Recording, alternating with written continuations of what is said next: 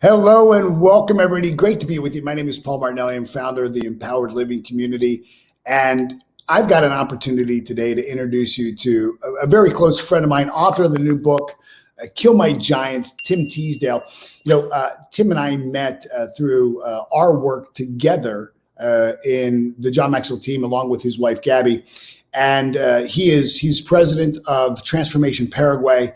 And I just wanted to take some time for you to meet my friend and hopefully inspire you to pick up the book and, more importantly, to live the values and principles in the book. Tim, how are you doing, my friend? Doing awesome, Paul. I mean, it's such an honor and privilege to be able to connect with you again. I miss you, man, and thank you so much for this time that we can get together and talk a bit. Man, if I could really just talk about what has inspired me over the years and what inspired Gabby and myself to do the work that we do, you were a big part of that. So I really appreciate you, man. Well, you bet. Well, thank you. I mean, one of my dreams was to be able to work with the highest calibrated people on the planet, right? People who get it. And, yours is an interesting story. And I'm going to ask you to share some of that, because I think when most people meet us in our lives, like people who meet me today or meet you today, they're seeing almost a complete package, right? You got a beautiful family, you've got success, you've got influence, you've got power, but that's not the way it was. Like I used to clean toilets. Will you share kind of your humble beginnings? And I know what inspired this book and the story of the book was some of those challenges you had to overcome in your life. Exactly. And that's what I call my giants. And I think we all have giants, but you're right. I was born in Africa, in Zimbabwe. I grew up in South Africa. My parents were missionaries. And I was born in the middle of a civil war. And then we went to South Africa in the middle of the apartheid. And it was struggle all the way up. If you know what a missionary life is like, we were not privileged at all. So I think that, and seeing the transformation that South Africa went through under Nelson Mandela's leadership, facing my own personal struggles, we were people that we supported integration, we supported Nelson Mandela's leadership, and in a apartheid government, racist government, that wants the white man to be in charge, and they see you supporting that, you don't make a lot of friends. No. So we faced a lot of challenges. And I think that right there, those beginnings inspired me to do the work that we do today. And whenever you choose a big mission, like you've done in your life, Paul, whenever you choose a big goal, a big mission, you're gonna have big obstacles. You're gonna have big giants. So that's what we went through. So I lived most of my younger life in Africa and went to the States to study, and that's where I met my beautiful wife, Gabby, which brought us to Paraguay to do the work we're doing today. And then it all started again with wanting to start an initiative to transform the country, which you were a key part of, and develop programs that will teach people leadership and values. So, and that's not easy. Whenever you want to do the right thing, that's not easy. So we went through a lot of struggle, and we had our giants and we had our issues. I think really I could go into so many details of so many specific things that happened. When we launched our program, we didn't have influence, and John Maxwell likes to tell Gabby's story, because we didn't have influence, we didn't have the resources. We started off very humbly, but we had this mission, this vision, and we took big risks. And thank God that we had the strength, the wisdom, and we connected with the right people, like you, like John, also even people like Marshall Goldsmith, Robin Sharma, that come alongside us and that just help us build us up and help us face these challenges. So that's a little bit of my story. One of the beautiful things is that you did start with this humble heart, although you didn't walk in the shadow of humility, right? Because that's easy to do, where you marginalize or diminish yourself. Even though you were humble, you and Gabby still, claimed your authority and Right. claimed your vision, and that's rare to find. What were some of the specific giants, if you could point out two or three that maybe those who are listening could identify with? What were some of those challenges? I know, of course, being birthed where you were and going in those formative years, seeing and being kind of birthed in chaos, right, and raised in that chaos and uncertainty. What were some of the other giants that inspired the book, Tim? Well, when we launched our business about 10 years ago, we launched our coaching business, and we got involved with the John Maxwell team.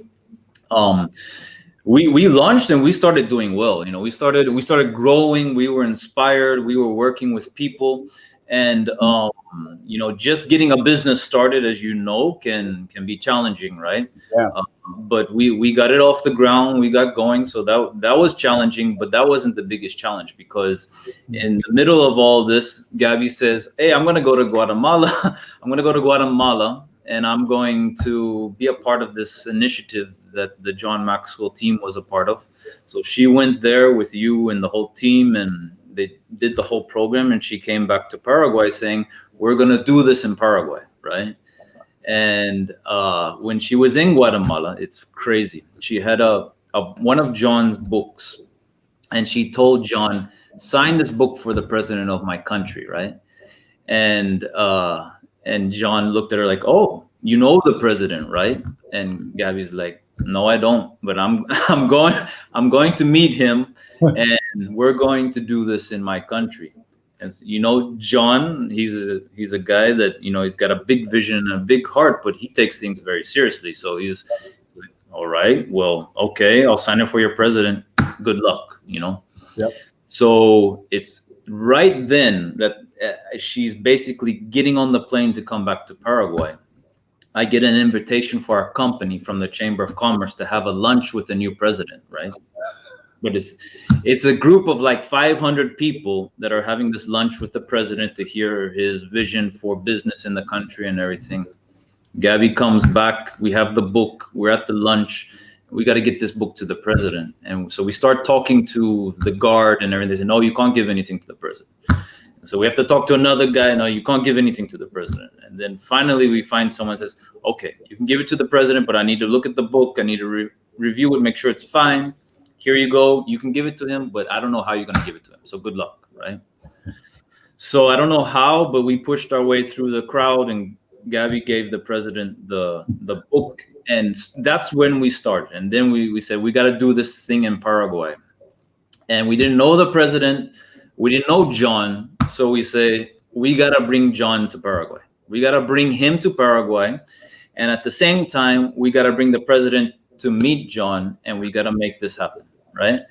And so, yeah, go ahead. No, I was just saying, very easy, right? Yeah, very easy, right? So we said, okay, the only way we can get John to Paraguay is we got to pay him.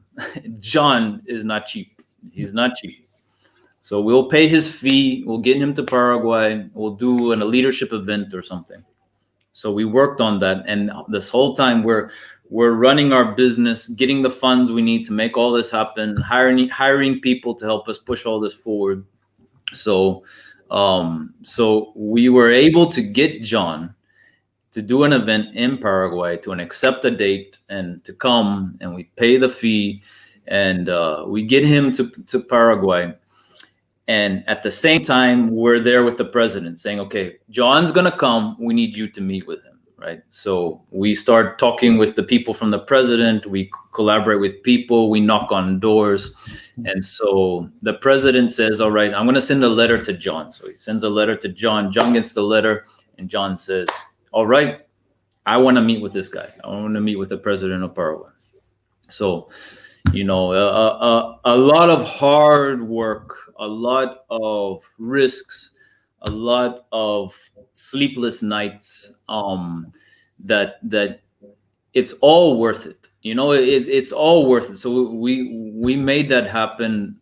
we met with the president, with John. John says, I want to launch this initiative in the country. However, John and his team were not ready to commit yet. So we had to work alone basically for about a year. Yeah. Alone and finance our operations and push everything for about a year to get this thing off the ground, to get a transformational movement happening in Paraguay. And it hasn't stopped. I mean, that's just a couple of the hard things that we've been through, and we continue. Like I was sharing with you just before we started that, the COVID situation in Paraguay has gotten worse.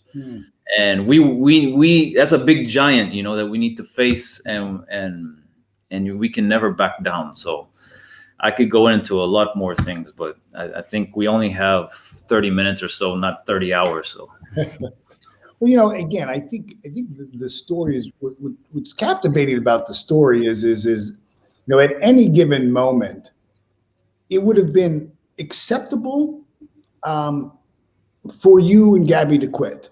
As a matter of fact, if you would have quit at any point along the way, everybody would have rallied behind you and said, "Good job, right? You good effort." Right. And so that's what I mean by you were humble, but you didn't walk in that humility. You walked like giants, right? In humility, right? And I think that's such an important part of the book.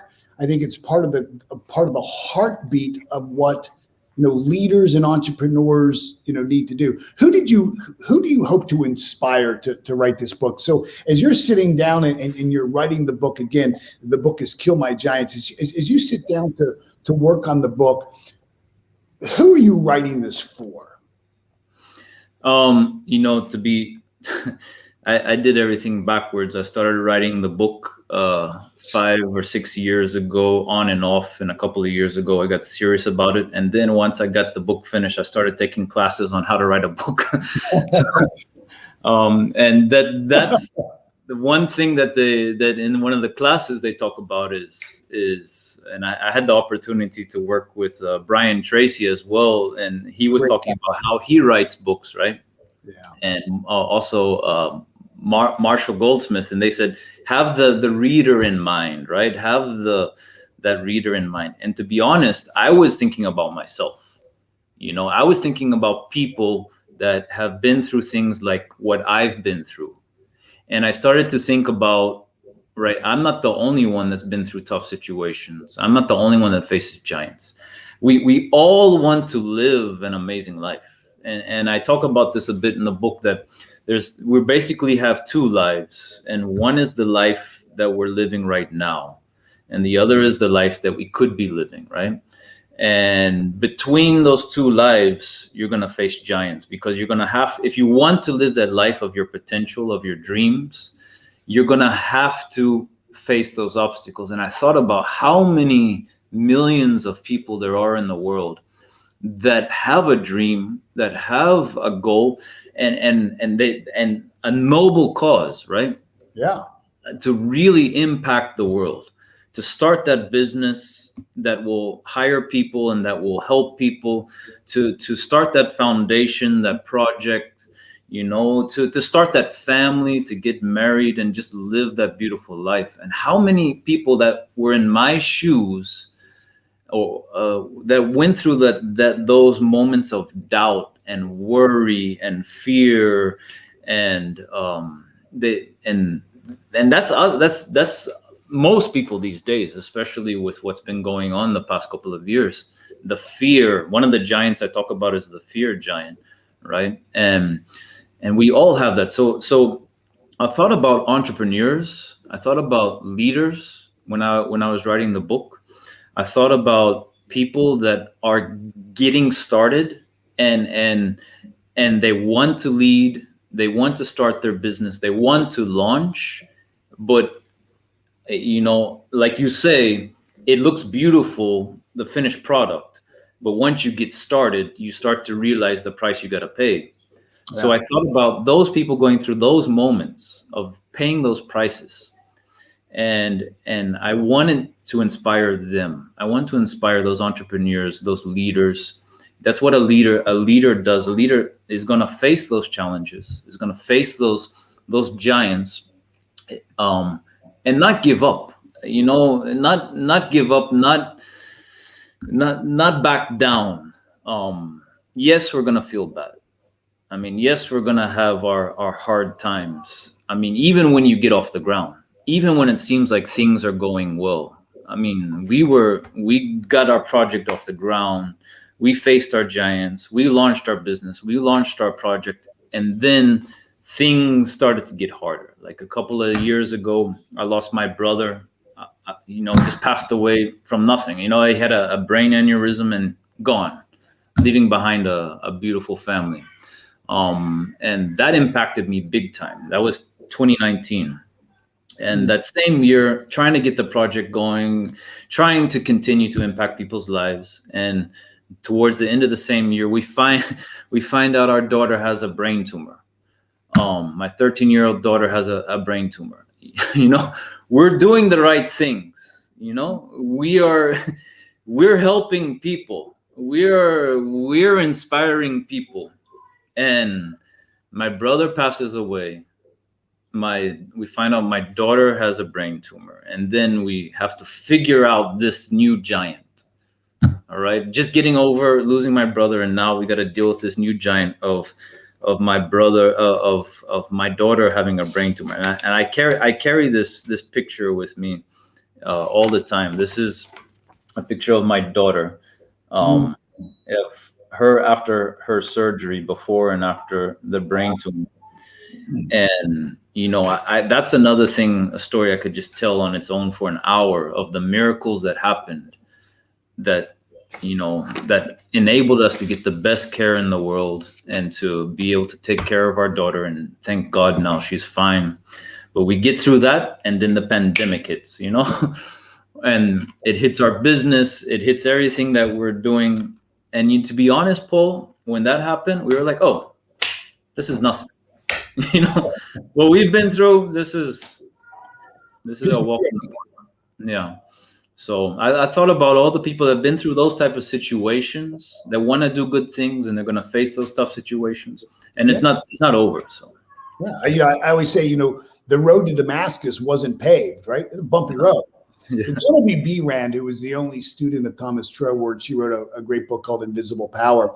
And in it, in the first paragraph, she says, when your understanding can grasp the power you have to visualize your heart's desire and hold it with your will, she says, you attract all things requisite, or all things necessary, right, the fulfillment of that picture. But she doesn't say all good things. You're right. Because, I believe, and I know you believe this too, that the giants don't come to crush you; they come to serve you. Exactly. Right. The giant will teach you more than success ever will. The Dalai Lama says that the Chinese government is my sacred friend, because they have taught me more about forgiveness than anybody could ever teach me. Right. Right. Exactly. Yeah, Paul. That's the message that I really hope for people to get, if they get the book and read the book, is that yes, if you're gonna breathe air on this earth, you're gonna have giants. If you're going to, and especially if you're going to go after a noble cause. One of my favorite books of all time is The War of Art by Stephen Pressfield, where he talks about our daily struggle, and that and you're going to face those giants every day. And most of those giants are inside us, and he talks about what's resistance, right? And I think resistance as a giant is that what you need to do. What you're capable of doing. That you can do something great, but we don't do it because we're just scared. And the thing that we fear the most, I think, is success.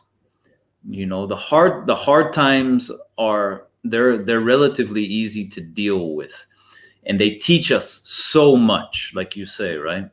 Mm-hmm. But sometimes we're afraid, because if we accomplish something great, then we're telling ourselves, oh my God, if I can do this, what else can I do? What else have I not been doing for such a long time?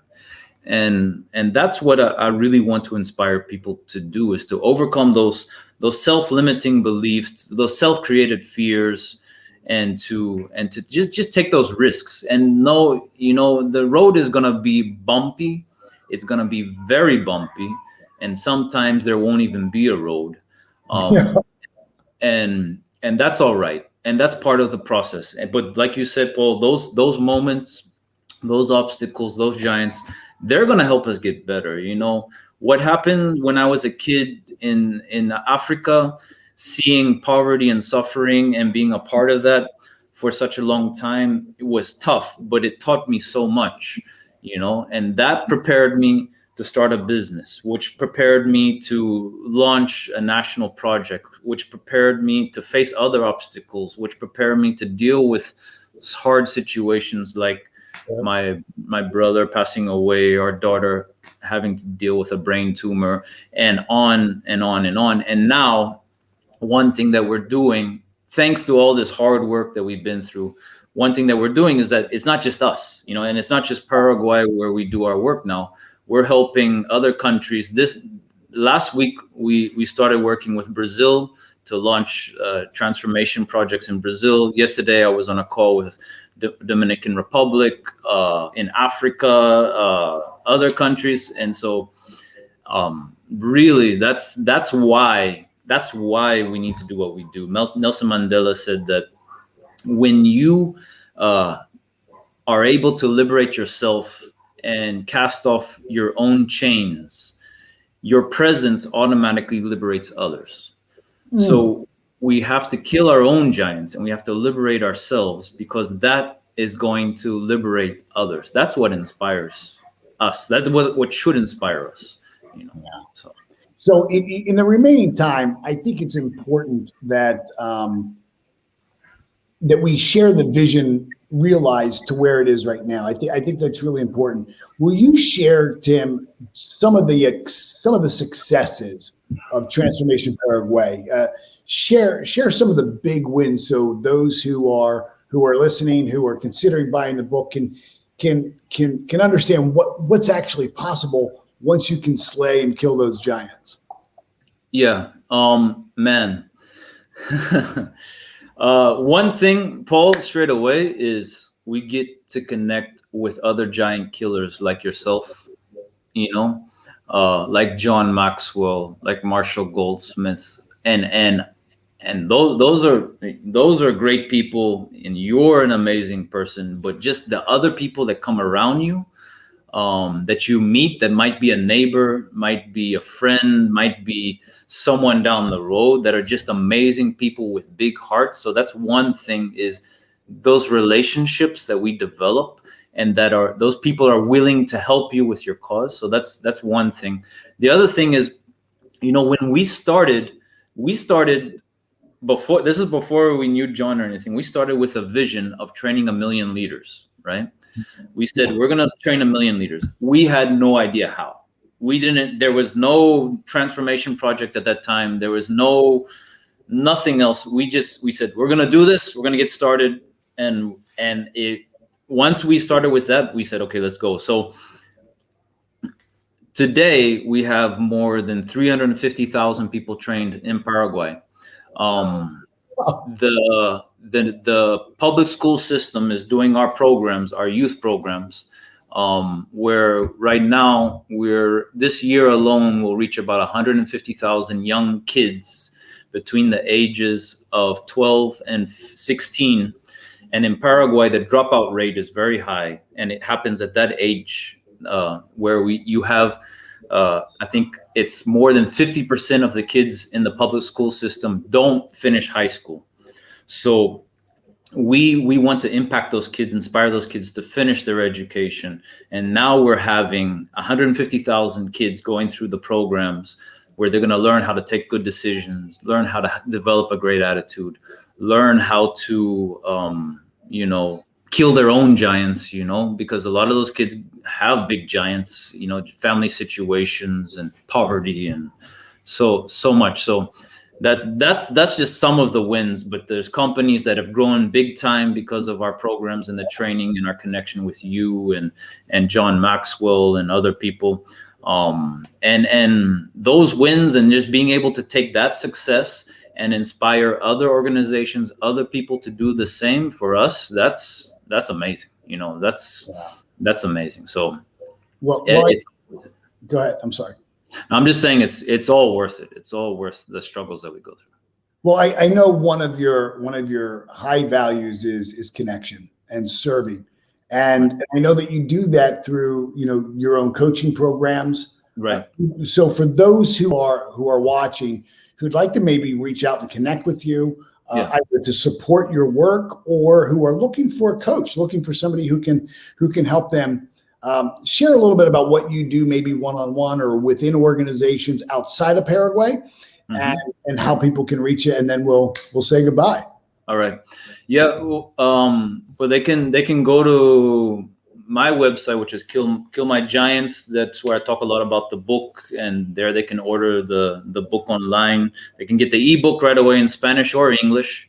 And the book in the US will be available hard copy starting next month. So we'll have that hard copy next month. If they want to go ahead and read it, they can get it on the website there. They can also visit Transformation Paraguay. Just Google Transformation Paraguay, get involved in our programs there.